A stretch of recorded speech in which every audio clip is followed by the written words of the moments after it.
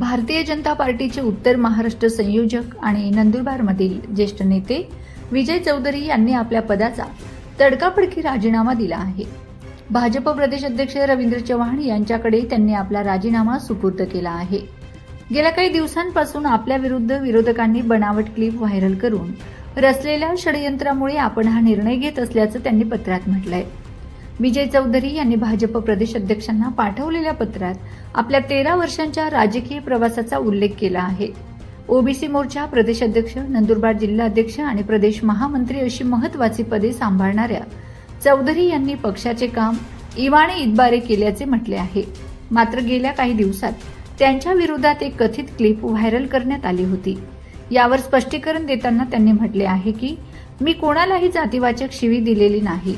विरोधकांनी मला बदनाम करण्यासाठी आणि नंदुरबारमध्ये भाजपला कमकुवत करण्यासाठी हे षडयंत्र रचले आहे. विजय चौधरी यांनी देवेंद्र फडणवीस, चंद्रशेखर बावनकुळे आणि गिरीश महाजन या नेत्यांचे आभार मानले आहेत.